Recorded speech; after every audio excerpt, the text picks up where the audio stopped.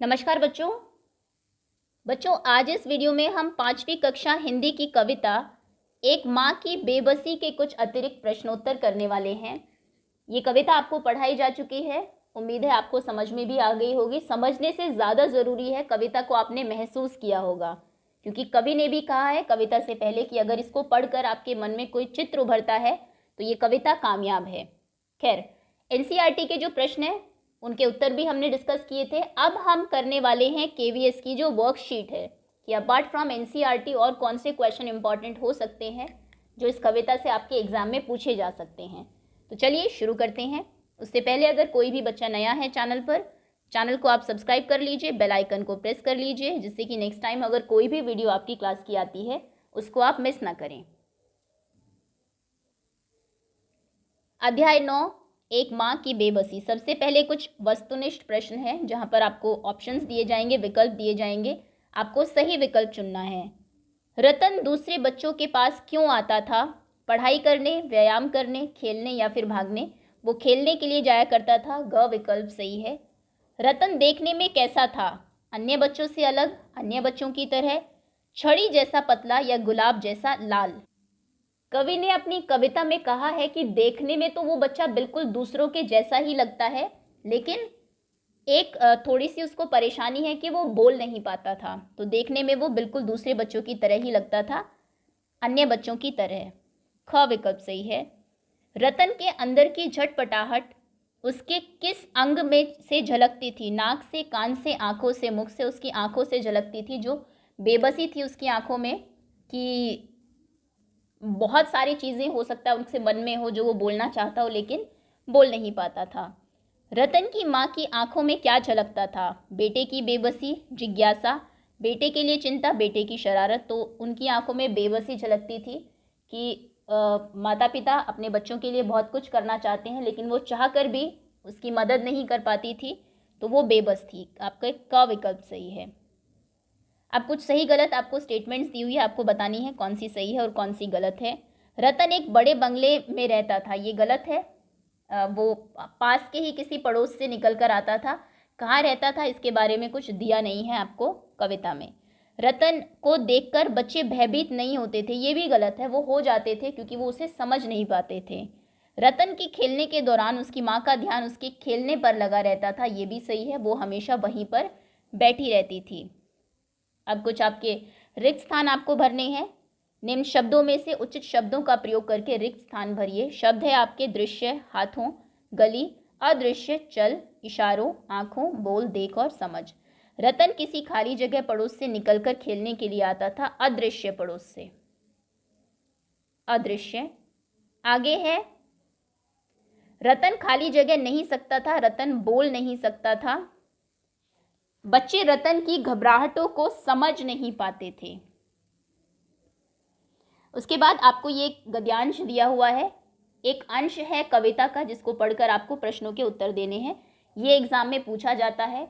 एक पठित गद्यांश आता है, किसी कविता का पाठ हो सकता है, किसी पाठ का कोई पैराग्राफ हो सकता है। आपको दिया जाएगा एग्जाम में, कहेंगे कि इसको पढ़ के अब आप इन प्रश्नों के उत्तर दीजिए।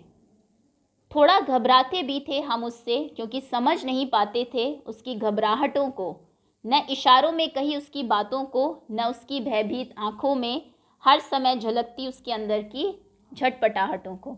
तो बच्चे घबराते थे जो रतन है उससे, क्योंकि वो जब घबराता था वो समझ नहीं पाते थे क्या उसकी परेशानी है। उसकी आंखों में एक डर दिखता था, लेकिन वही है, वो बोल नहीं पाता था, इशारों में बताता था, लेकिन बच्चे इशारों की भाषा भी नहीं समझ पाते थे। आपके लिए प्रश्न है, ओके, एक सेकेंड। निम्न पंक्तियों को गद्य के रूप में लिखिए। ये आपको कविता के रूप में दी हुई है, आपको इन्हें एक तरीके से पैराग्राफ के रूप में लिखना है। अब देखिए, किसी कविता को जब आप लिखते हैं गद्यांश में तो कैसे लिखते हैं, उसका एक फॉर्मेट होता है। आप लिखेंगे प्रस्तुत कविता में कुंवर नारायण जी कहना चाहते हैं, कुंवर नारायण जी, क्योंकि ये राइटर है, इनके पोएट है, जिन्होंने, कवि है जिन्होंने लिखी है, कहना चाहते हैं कि बच्चे रतन से घबराते थे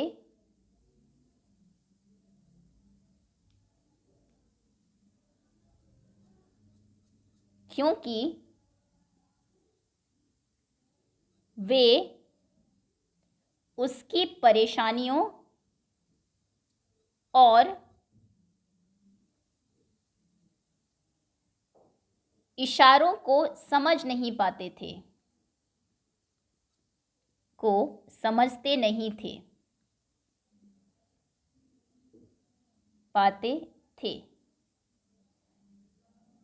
रतन की आंखों में हमेशा एक भयभीत आंखें, यानी कि भय, डर, हमेशा एक डर दिखाई देता था, डर दिखता था, और उसके अंदर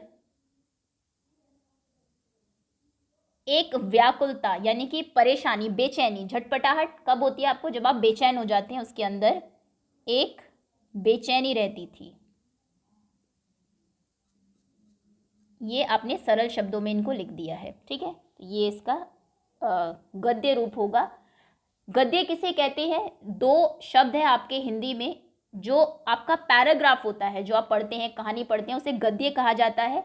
जो आपकी कविता होती है उन्हें पद्य कहा जाता है। ये याद करना बहुत आसान है। जैसे कविता को इंग्लिश में पोएम बोलते हैं, तो पी से पोएम और ये पी से ही आपका पद्य हो जाएगा। सो इसको अगर आपको गद्य के रूप में लिखना है तो आप ऐसे लिखेंगे। क्लियर है? चलिए अगले प्रश्न पर आते हैं। काव्यांश को पढ़कर पूछे गए प्रश्नों के उत्तर आपको देने हैं। जितनी देर वह रहता, पास बैठी उसकी माँ निहारती रहती उसका खेलना। अब जैसे जैसे कुछ बेहतर समझने लगा हूँ उनकी भाषा जो बोल नहीं पाते हैं, याद आती रतन से अधिक उसकी माँ की आंखों में झलकती उसकी बेबसी। अब ये जो कवि हैं ये बड़े हो गए हैं, कुंवर नारायण जी, पुरानी बातें वो याद कर रहे हैं। तो वो कहते हैं कि अब क्योंकि मैं बड़ा हो गया हूँ, जो लोग बोलते नहीं हैं उनकी भाषा को समझ पाता हूँ। बड़े लोग जनरली समझ लेते हैं इशारों को, बच्चों के लिए मुश्किल होता है। लेकिन अब मुझे रतन से ज़्यादा उसकी माँ के आंखों में जो बेबसी थी वो ज़्यादा मुझे याद आती है, उसको मैं ज़्यादा अच्छे से समझ सकता हूँ। क्योंकि जब भी रतन खेलने के लिए आता था हमेशा उनकी माँ पास में बैठी रहती थी और उसको खेलते हुए निहारती रहती थी, देखती रहती थी। ओके, प्रश्न देखिए। रतन के पास कौन बैठी रहती थी? वह वहाँ बैठकर क्या करती थी? आप कहेंगे रतन के पास उनकी माँ बैठी रहती थी, वह वहाँ बैठकर रतन को खेलते हुए देखती थी।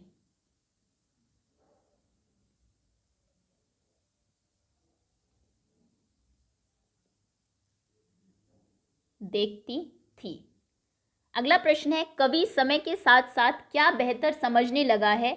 आप कहेंगे कवि समय के साथ साथ लोगों इशारों की भाषा समझने लगा है, की भाषा बेहतर समझने लगा है। कवि को बड़े होने पर रतन से भी अधिक किसकी याद आती है? कवि को बड़े होने पर रतन से भी अधिक उसकी माँ की याद आती है, उसकी माँ याद आती है। ओके, फुल सेंटेंस में आंसर लिखेंगे आप ऑब्वियसली। चलिए अब कविता से कुछ प्रश्न है, अति लघु उत्तरीय प्रश्न। कविता में बच्चों ने रतन की तुलना किससे की है? कविता में रतन की तुलना एक टूटे खिलौने से की गई है, खिलौने से, क्योंकि वो बाकी बच्चों की तरह बिल्कुल खेल नहीं पाते। टूटा हुआ खिलौना होता है ना, बिल्कुल अच्छे से वर्क नहीं करता है, वैसा ही वो था खेलते समय, बाकी बच्चों के जैसा इतने एक्सपर्ट तरीके से शायद ना खेल पाता हो। रतन सभी बच्चों के लिए अजूबा क्यों था? क्योंकि वह बोल नहीं पाता था। बच्चों में आपने अक्सर देखा होगा जो आपसे थोड़ा सा अलग है वो आपको अजूबा लगने लगता है। सब बच्चे बोल पाते हैं, वो नहीं बोल पाता, इसलिए सबसे अलग था, इसलिए अजूबा लगता था। आप लिखेंगे रतन सभी बच्चों के लिए अजूबा था क्योंकि वह बोल नहीं पाता था। अगला प्रश्न है, कविता के लिए कोई दूसरा उपयुक्त शीर्षक बताइए। वैसे तो एक माँ की बेबसी आई थिंक बहुत अच्छा शीर्षक है, बट अगर कुछ और आपको लिखना है तो रतन और उसकी माँ, क्योंकि पूरी कविता इन्हीं दोनों के ऊपर है, रतन और उसकी माँ। या फिर सिंपल माँ भी हो सकता है, ये भी एक शीर्षक हो सकता था। कुछ लघु उत्तरीय प्रश्न है। कवि को रतन अदृश्य पड़ोस से आया क्यों लगता था? आंसर थोड़ा सा लेंदी है इसका, क्योंकि बाकी जो बच्चे हैं जो उस पड़ोस में रहते होंगे एक दूसरे से बातें करते होंगे, एक दूसरे के दोस्त होंगे। जब दोस्त होते तो आप जानते हैं आपका दोस्त किस घर में रहता है। क्योंकि रतन बोल नहीं पाता था, इसलिए शायद से कई बच्चों के लिए वो अनजान होगा। आप नहीं, वो दोस्त नहीं बनता होगा किसी का आसानी से।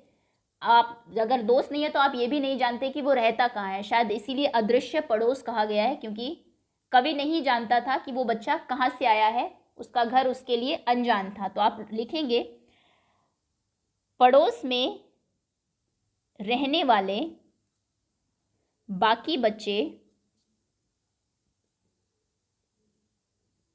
एक दूसरे से बातें करते थे, अतः या फिर इसीलिए एक दूसरे के घर का पता जानते थे, कि घर का पता जानते थे कि कौन कहाँ से आता है। परंतु रतन बोल नहीं पाता था,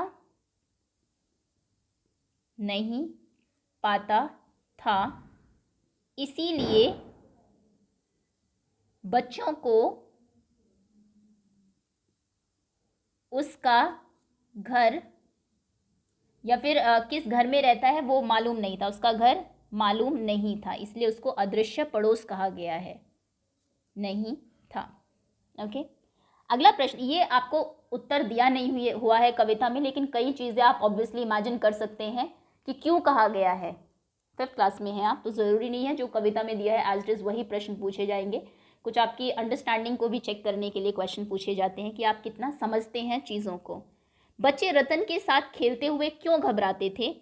क्योंकि वे उसकी इशारों की बातों को समझ नहीं पाते थे। इशारों में कही बातों को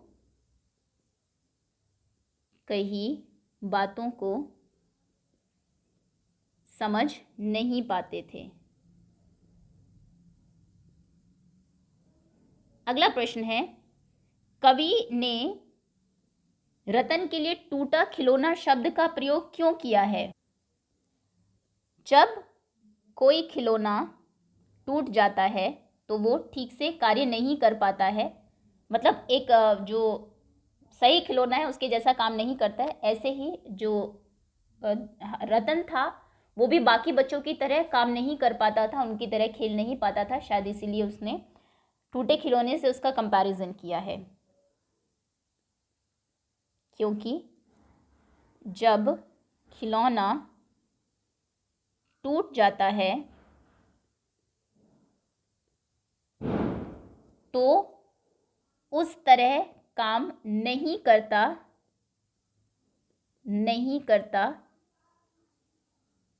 जैसे एक ठीक खिलौना करता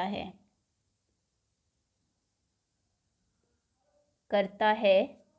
वैसे ही रतन भी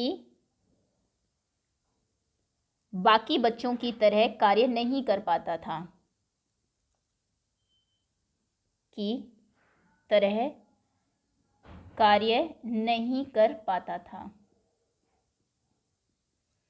अगला प्रश्न है, रतन को किस बात की छटपटाहट होती होगी? अपनी बात दूसरों को न समझा पाने की, दूसरों को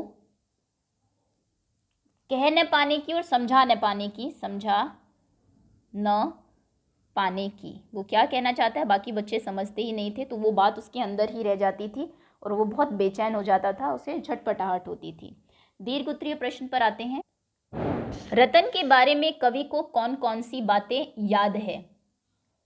उसके अदृश्य पड़ोस से आने की जो बातें कही है कवि ने वो सारी आप लिखेंगे। उसके अदृश्य पड़ोस से आने की, उसके बोल न पाने की, उनकी माँ जो हमेशा उनके साथ, उसकी जो घबराहट थी, उसके अंदर की घबराहट, या फिर इशारों में बातें कहने की, भयभीत आँखों की बातें भी उसको याद है कि कैसे उसकी आँखों में एक डर सा दिखता था हमेशा ही। जो मैं कह रहा हूँ पता नहीं ये समझ रहे हैं या नहीं। और पास बैठी उनकी माँ, पास बैठी उसकी माँ की आँखों में झलकती बेबसी, छलकती बेबसी की ये कुछ बातें हैं जो कवि को याद है और उन्होंने लिखी भी है अपनी कविता में। अगला प्रश्न है, रतन की माँ की आंखों में किस तरह की बेबसी झलकती होगी। जैसा कि मैंने आपको बताया भी, माता पिता हमेशा चाहते हैं कि वो अपने बच्चों की, अगर कभी कोई परेशानी आती है, आप भी देखिए आपसे ज़्यादा आपके माँ बाप परेशान हो जाते हैं, पेरेंट्स दुखी होते हैं कि अपने बच्चे की किसी तरीके से मदद कर सके। लेकिन रतन की परेशानी कुछ ऐसी थी कि उनकी माँ चाहकर भी उसकी मदद नहीं कर सकती थी। वो बोलना चाहता था, माँ कुछ भी करे वो उसको, लेकिन क्योंकि गूंगा था, बोल ही नहीं सकता था, तो वो अपने आप को बेबस महसूस करती थी कि इस परेशानी को हल करने में उनका कोई भी योगदान नहीं हो सकता, उनका बस नहीं चलेगा। ओके, रतन की माँ की आंखों में किस तरह की बेबसी झलकती होगी। चाह कर भी रतन की कोई मदद न कर पाने की। आप लिखेंगे रतन की माँ, माफ करिएगा, रतन की माँ की आंखों में किसकी जगह लिखेंगे, चाह कर भी रतन की कोई मदद न कर पाने की, उसकी अंदर की घबराहटों को कम करने की, उसकी परेशानियों को कम करने की, परेशानियों को कम न कर पाने की बेबसी छलकती होगी। ओके, अगला प्रश्न है, कवि को अब बेहतर रूप में क्या समझ आने लगा है। कवि ने कहा है कि अब इशारों में जो वो पहले बातें कहता था वो पहले समझते नहीं थे, लेकिन अब वो समझने लगे हैं उस भाषा, उनकी भाषा को जो बोल नहीं पाते हैं। सो कवि को अब बेहतर रूप में, क्या की जगह आप लिखेंगे, उन लोगों की पहले ये रूप में, उन लोगों की भाषा समझ आने लगी है जो बोल नहीं पाते हैं, जो बोल नहीं पाते हैं। अगला प्रश्न है, अन्य बच्चे बोल पाते थे फिर भी रतन से उनके घबराने के क्या कारण रहे होंगे। बाकी बच्चे बोल लेते थे लेकिन उनके साथ में रतन भी खेलता था, रतन बोल नहीं पाता था, घबराया हुआ दिखता था, उसकी आंखों में एक डर दिखता था, वो अपनी बात कहता था, इशारों में कहने की कोशिश करता था, बच्चे समझ नहीं पाते थे, तो इससे वो भी घबरा जाते थे कि पता नहीं ये क्या बोलना चाह रहा है, कितना परेशान है, क्या इससे परेशानी है। सो अन्य बच्चे बोल पाते थे फिर भी रतन से उनके घबराने का कारण यह था कि वे रतन द्वारा कही गई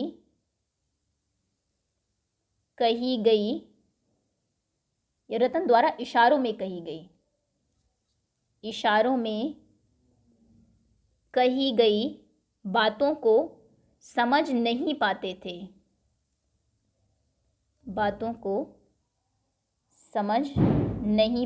थे, अगला प्रश्न है, जो बच्चा बोल नहीं सकता वह किस किस बात की आशंका से घबराहट महसूस करता होगा। जो बच्चा बोल नहीं पाता है उसे ये अंदर उसके घबराहट रहती होगी कि लोग उसकी बात समझेंगे या नहीं, और अगर नहीं समझेंगे तो वो कैसे समझाएगा, ये सब सोचकर उसे अंदर ही अंदर घबराहट होती होगी। तो इसका उत्तर आप लिखेंगे, कर सकते हैं। जो बच्चा बोल नहीं सकता वह सोचता होगा कि लोग उसकी बात समझेंगे या नहीं, जो वो कहना चाहता है या नहीं, और यदि नहीं तो वह अपनी बात कैसे समझाएगा, कैसे कहेगा, कैसे समझाएगा, यह सोचकर जाएगा, यह सोचकर घबराहट महसूस कर सकता है, महसूस कर सकता। देखिए जो उनके अंदर है कर सकता है, वो तो अच्छे से वही लोग जानते हैं जो बोल नहीं सकते हैं, लेकिन फिर भी कर सकता है। हम लोग भी ह्यूमन बीइंग जो है इमोशनल है, इमोशंस को कहीं ना कहीं फील कर सकते हैं। कई बार अगर मान लीजिए आप अपनी बात कहना चाहते हैं, दूसरा सुन ही नहीं रहा है, तो आपको इतना बुरा लगता है। ओके, तो वही उन बच्चों के साथ भी होता होगा, अपनी बात कहना चाह रहे हैं, समझते नहीं हैं, फिर अपने मन ही मन सोचते होंगे ये मुझे कहना तो है, मैं कैसे कहूँ, इनसे कैसे समझाऊँ। तो वो उनके अंदर हमेशा ये घबराहट, एक जो सोच है वो चलती रहती होगी। रेखांकित शब्दों के विलोम शब्द की सहायता से वाक्यों की पूर्ति आपको करनी है। आंखें बंद कर लेने पर दृश्य और खाली जगह का भेद मिट जाता है। दृश्य का ऑपोजिट होता है अदृश्य, जो दिखाई ना दे। आंखें बंद कर लीजिए, सो जो दिखता है, जो नहीं दिखता, सब कुछ, क्योंकि अंधेरा ही होगा, दोनों का भेद मिट जाएगा। खाली हो या बूढ़े, हमें सबका ध्यान रखना चाहिए। सो बच्चे हो या बूढ़े, बूढ़े का ऑपोजिट होगा बच्चे। कविता सवेरे घर के यहाँ पर बाहर अंदर रहती है, और शाम को घर के बाहर, बाहर का ऑपोजिट फिल करना था, सो अंदर। दिए गए शब्दों से भाववाचक संज्ञा बनाकर निम्नलिखित को आपको पूरा करना है। जैसे सजाना, सजावट, ये एक भावनात्मक संज्ञा है। कमरे की सजावट देखते ही बनती थी। बच्चे के आने में देर होते देख माँ की अधीरता बढ़ने लगी। अधीरता, अपनी बात को कहने पाने की झटपटाहना, इसका होगा झटपटाहट, रतन में बढ़ती जा रही थी। मुझे आम की, मीठा का होगा मिठास, अच्छी लगती है। मधुर, अध्यापिका जी के स्वभाव में मधुरता है। ठीक, तो ये आप शब्द में कुछ चेंजेस करके वाक्य में एक तरीके से फिट करेंगे, जो कि एक इसका मीनिंग भी बनेगा। अगर हम कहें मुझे आम की मीठा अच्छी लगती है, तो वो कोई सेंस नहीं बनेगा उस सेंटेंस का। खैर, निम्नलिखित शब्दों में बे उपसर्ग जोड़ के नए शब्द आपको बनाने हैं। जान, बेजान। चैन, बेचैन। कार, बेकार। घर, बेघर। परवाह, बेपरवाह, जैसे लापरवाह होता है इसका, चलिए बेपरवाह। फिक्र, बेफिक्र।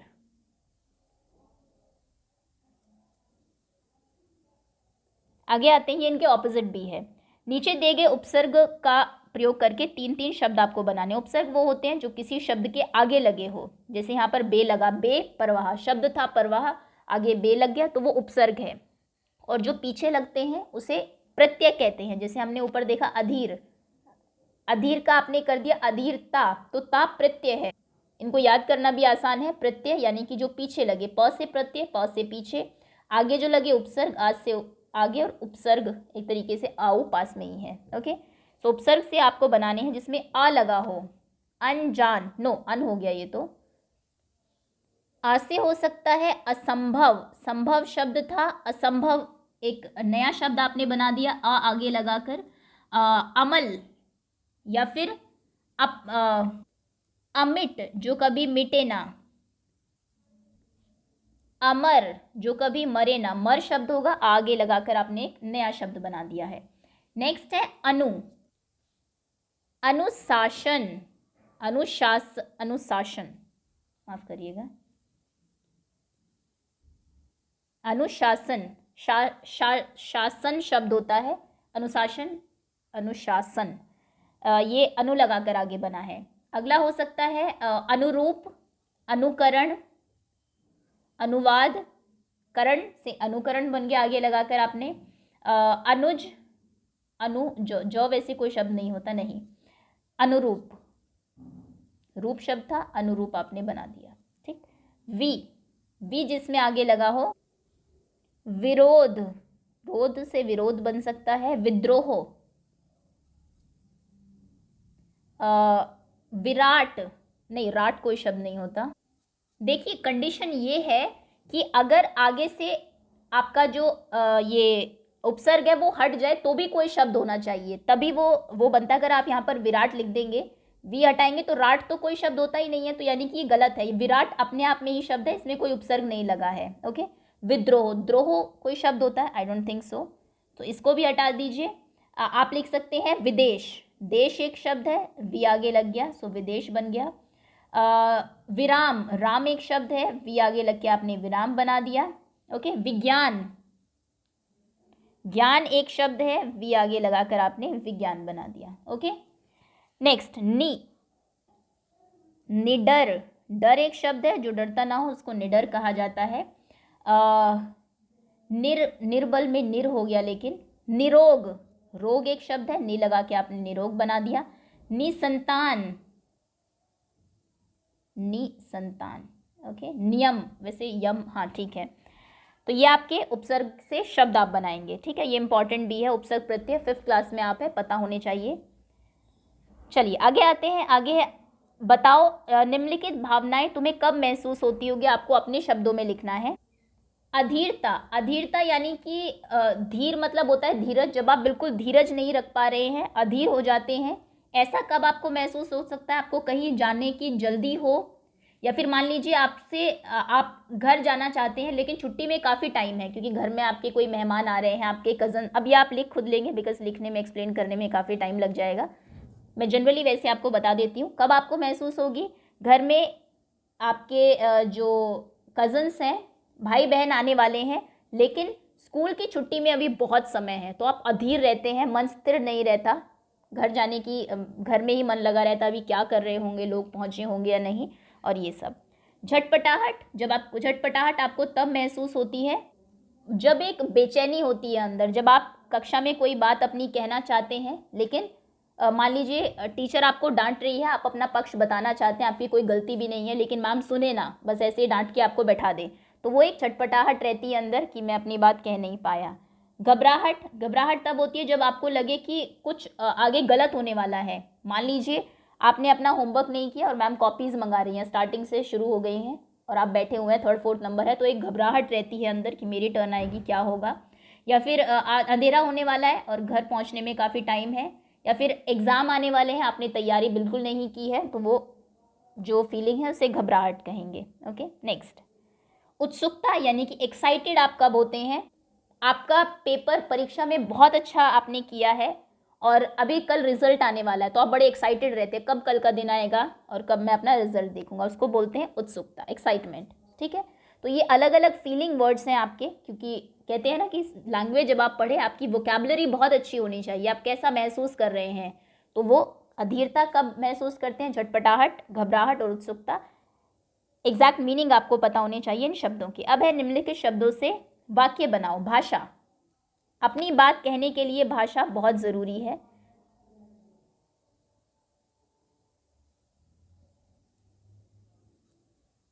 लिए भाषा अति आवश्यक है। बहुत ज़रूरी भी लिख सकते हैं, लेकिन थोड़े से अगर आप अच्छे वर्ड्स यूज़ करेंगे तो एक अच्छा इंप्रेशन जाता है टीचर के ऊपर। अदृश्य, जो दिखाई न दे। जादूगर ने बच्चे को, या फिर जादूगर अदृश्य हो गया, सिंपल, दिखाई नहीं दिया, हो गया। अजूबा, कल मैंने रास्ते में एक अजूबा जानवर देखा, पक्षी देखा। या फिर भयभीत, यानी कि परेशान, डर, एक तरीके से भय। पड़ोस में लड़ाई की आवाज़ सुनकर मैं भयभीत हो गया, डर गया। या फिर भूकंप की खबर सुनकर लोग भयभीत हो गए।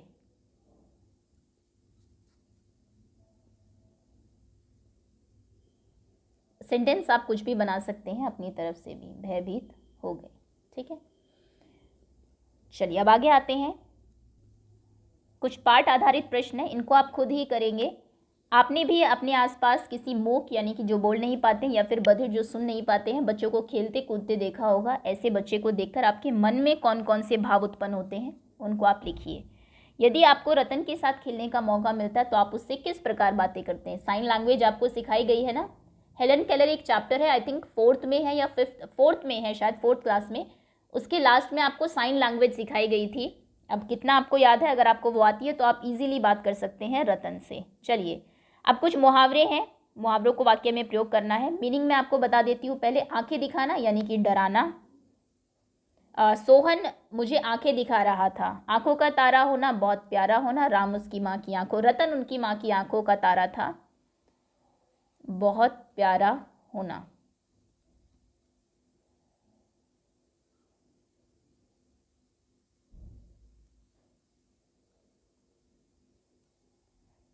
इसको सेंटेंस को अगर आपको और मीनिंगफुल बनाना है तो आप ये भी लिख सकते हैं। परीक्षा में आंसर कॉपी करने के लिए, मतलब मेरा उत्तर देखने के लिए सोहन मुझे आंखें दिखा रहा था, डरा रहा था कि मुझे अपना आंसर दिखा दो। रतन उसकी माँ की आंखों का तारा है, यानी कि उन्हें बहुत प्यारा है, आंखों का तारा है। आंखें बिछाना, इंतज़ार करना, करना। मैं अपने भाई के घर वापस आने के लिए आंखें बिछाए बैठा हूँ। आपका भाई हो सकता है हॉस्टल में रहता हो, कहीं गया हुआ हो। आंखें बिछाए यानी कि इंतज़ार कर रहे हैं आप।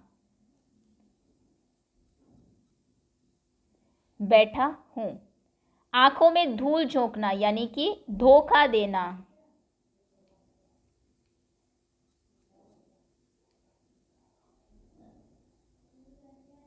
धोखा देना। शाम ने, या फिर ये ज़्यादा सही रहेगा कि चोर पुलिस की आंखों में धूल झोंक कर भाग गया, मतलब उन्हें धोखा देकर कुछ बोला होगा। ओके, नीचे लिखते हैं, लास्ट ही है वैसे। ओके, चोर पुलिस की आंखों में धूल झोंक कर भाग गया।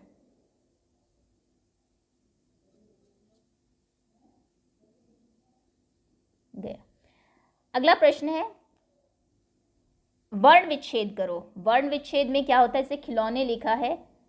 ख पे छोटे ई की मात्रा है। ल पे औ की मात्रा है। खिलो, एक सेकेंड, ख ई ल। हमेशा जो आपके वर्ण होते हैं, जो आपके व्यंजन होते हैं, वो आधे होते हैं, तो उनके नीचे आप ये हलंत जरूर लगाएंगे। ल आधा है, ल पे मात्रा कौन सी है, औ, और न ए, तब जाके ये वर्ड आपका कंप्लीट बना है, खी लव ने। ओके, चलिए आगे है,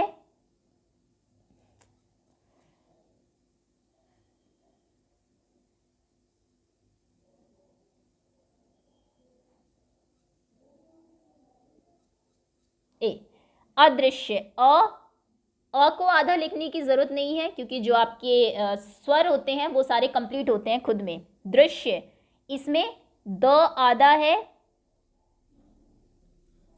उसमें र है, र आधा, श है, श भी आधा है, य आधा, और अ। देखिए ये जो शब्द है श, ये आधा है। आधा हम कैसे लिखते हैं, किसी व्यंजन के नीचे हलंत लगाकर, लेकिन य पूरा है। पूरा आपका व्यंजन कैसे बनता है, आधा प्लस अ को मिलाकर, तो यानी कि आधा य प्लस अ, ये पूरा य बना। इशारा, ई श आधा होगा, उसके ऊपर आ की मात्रा लगी है, र आधा और आ, इशारा। भिन्न, भ आधा, छोटे ई की मात्रा, न आधा और आधा ही है, फिर पूरा न है, पूरा न बनेगा, आधा न और अ को मिला के न, भिन्न। ठीक, ये आपका वर्ण विच्छेद है, जो कि अभी आई थिंक आपके PT2 के सिलेबस में ये नहीं है, बट स्टिल पता होना चाहिए आपको कि कैसे करते हैं। अगला प्रश्न है, अगर तुम किसी ऐसे व्यक्ति से मिलो जो सुन नहीं सकता हो तो तुम अपनी बातें कैसे समझाओगे? ऐसे लोगों के प्रति अन्य लोगों का व्यवहार कैसा होना चाहिए? हमेशा मदद करनी चाहिए ऐसे लोगों की जब ज़रूरत हो उन्हें। और आप कैसे उन्हें अपनी बात समझाओगे जो सुन नहीं सकता है? इशारों से समझाएंगे, कुछ दिखाकर, लिखकर भी समझा सकते हैं। ओके, सो इशारों से या लिखकर, अगर वो पढ़े लिखे होंगे। ठीक है, चलिए ये थे आपके प्रश्न। उम्मीद है और अच्छे से आपको पार्ट समझ में आया होगा और एग्ज़ाम के लिए ऑब्वियसली अच्छी आपकी तैयारी हो गई होगी। बहुत बहुत धन्यवाद आपका।